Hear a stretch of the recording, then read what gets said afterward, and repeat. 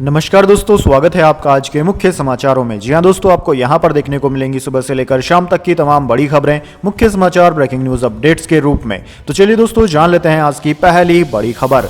लोकसभा घुसपैठ केस, छठा आरोपी हुआ गिरफ्तार, जांच में खुलासा। आत्मदाह करना चाहते थे, राहुल गांधी बोले मोदी की योजनाओं के चलते युवा बेरोजगार हैं। जी हां दोस्तों, लोकसभा में घुसपैठ मामले में शनिवार 16 दिसंबर को एक और आरोपी महेश कुमावत को गिरफ्तार कर लिया गया। पुलिस ने उसे पटियाला हाउस कोर्ट में पेश किया, जहां से उसे 7 दिन के लिए पुलिस हिरासत में सौंप दिया गया है। दोस्तों, मामले में अब तक 6 लोग पकड़े जा चुके हैं। 13 दिसंबर को 4 आरोपी पकड़े गए थे। ललित झा ने 14 दिसंबर को सरेंडर किया था। मामले में विक्की शर्मा और उसकी पत्नी राखी को हिरासत में लेकर पूछताछ की गई थी, बाद में उन्हें छोड़ दिया गया। विक्की के गुड़गांव स्थित घर पर ही 4 आरोपी रुके थे। वहीं दोस्तों, इसी बीच कांग्रेस नेता राहुल गांधी ने शनिवार को कहा कि यह घटना बेरोजगारी और महंगाई की वजह से हुई है। उधर दिल्ली पुलिस के सूत्रों के मुताबिक लोकसभा की दर्शक दीर्घा से कूदने वाले सागर शर्मा और मनोरंजन 1 या 2 नहीं बल्कि 7 स्मोक कैन, धुआं फैलाने वाले उपकरण साथ लेकर आए थे।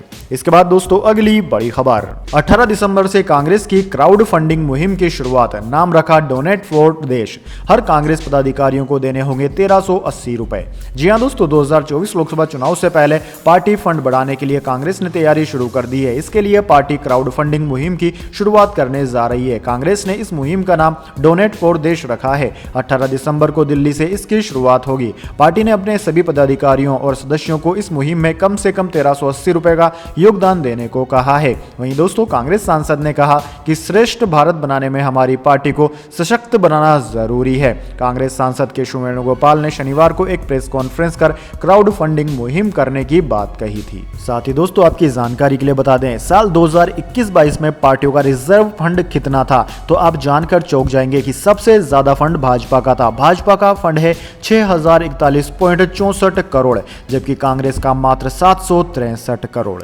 इसके बाद दोस्तों, अगली बड़ी खबर। 100 किलो हेरोइन जब्त मामले में एनआईए ने अमृतपाल सिंह को किया गिरफ्तार। दुबई भागने की फिराक में था आरोपी। जी हां दोस्तों, एनआईए ने अप्रैल 2022 में भारत पाकिस्तान सीमा के माध्यम से अफगानिस्तान से 102 किलोग्राम से ज्यादा नशीले पदार्थों की तस्करी से जुड़े अटारी सीमा हेरोइन जब्त मामले में एक प्रमुख फरार आरोपी को गिरफ्तार किया है। न्यूज एजेंसी एएनआई ने जांच एजेंसी के हवाले से यह जानकारी शनिवार 16 दिसंबर को दी। आरोपी का नाम अमृतपाल सिंह है, जो पंजाब के तरनतारन जिले का रहने वाला है। दोस्तों, आरोपी को उस समय गिरफ्तार किया गया जब वह दुबई भागने की फिराक में था। अमृतपाल सिंह इस मामले में गिरफ्तार होने वाला तीसरा व्यक्ति है। एनआईए ने कहा है कि जांच से पता चला है कि अमृतपाल कैश हैंडलर और बैंकिंग और हवाला चैनलों के माध्यम से ड्रग्स की आय को सफेद करने वाला काम करता था। इसके बाद दोस्तों, अगली बड़ी खबर।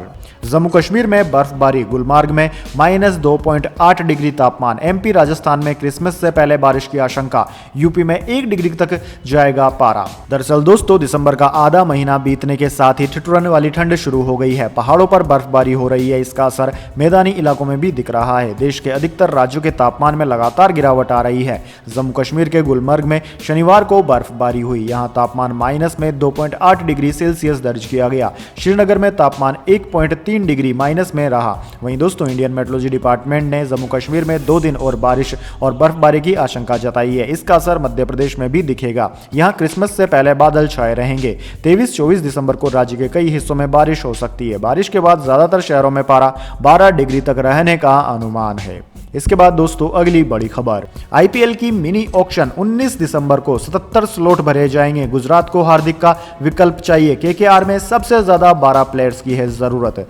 जी हां दोस्तों, आईपीएल के 2024 सीजन से पहले मिनी ऑक्शन 19 दिसंबर को दुबई में होगा। इसमें सभी 10 टीमें कुल 77 स्लॉट्स भरने के लिए उतरेगी। इनमें 30 विदेशी स्लॉट्स भी शामिल है। नीलामी में 333 खिलाड़ी हिस्सेदारी कर रहे हैं। इनमें से 214 भारतीय और 119 विदेशी खिलाड़ी शामिल हैं। दोस्तों, ऑक्शन के लिए 116 कैप्ड जबकि 215 अनकैप्ड ने रजिस्टर किया है। नीलामी में टीमों के पास खर्च करने के लिए कुल 262.95 करोड़ रुपए हैं, जो आईपीएल इतिहास में किसी मिनी ऑक्शन के लिए सबसे बड़ा पर्स साइज है।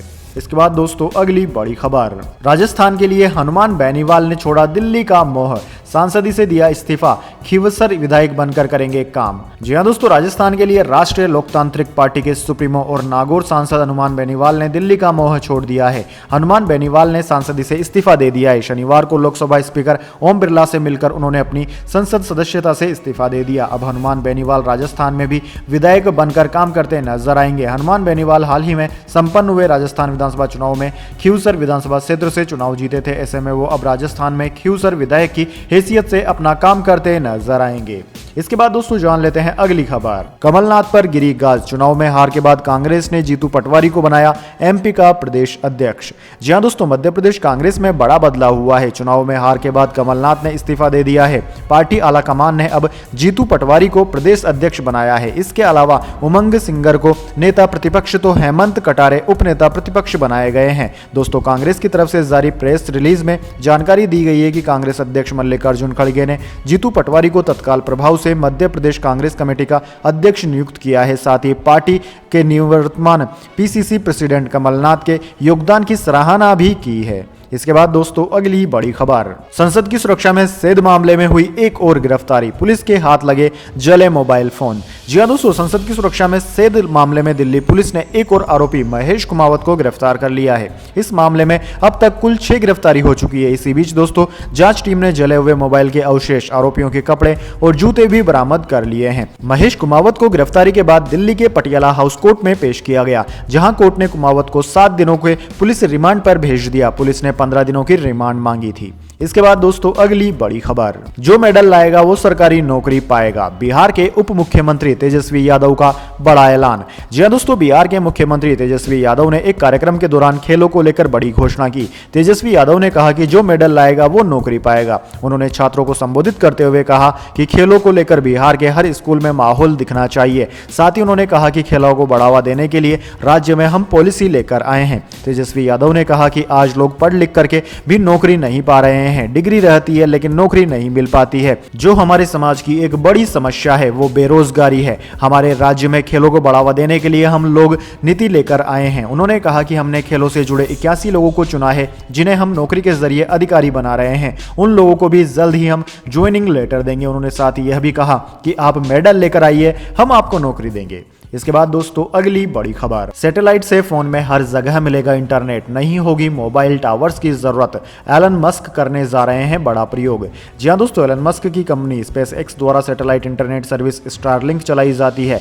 इस सर्विस के जरिए कंपनी अर्थ के लोअर ऑर्बिट से दुनिया के दूर दराज के इलाकों में भी सैटेलाइट के जरिए इंटरनेट पहुंचा रहा है। लेकिन एलन मस्क की यह कंपनी एक कदम आगे जाते हुए अब मोबाइल में सीधे सैटेलाइट के जरिए इंटरनेट कनेक्टिविटी की सुविधा देने की तैयारी में है। दरअसल दोस्तों स्टारलिंक की सैटेलाइट सर्विस जल्द ही अब स्मार्टफोन्स तक पहुंच सकती है। कंपनी इसकी तैयारी अमेरिका में कर रही है। इसके लिए कंपनी ने अमेरिका में टी मोबाइल के साथ साझेदारी की है, यानी कि टी मोबाइल के ग्राहकों को सबसे पहले स्मार्टफोन पर इंटरनेट कनेक्टिविटी सुविधा मिलेगी। इसके लिए इसी हफ्ते डायरेक्ट टू सेल कैपेबिलिटी वाले पहले 6 स्टारलिंक सैटेलाइट भेजे जाने थे। हालांकि अब इस लॉन्च को आगे बढ़ा दिया गया है और अब ये सैटेलाइट महीने के अंत में भेजे जाएंगे। वैसे दोस्तों आपको क्या लगता है, अगर आपके मोबाइल फोन पर डायरेक्ट सैटेलाइट से इंटरनेट होगा तो कैसा लगेगा? कमेंट बॉक्स में आप जरूर बताएं।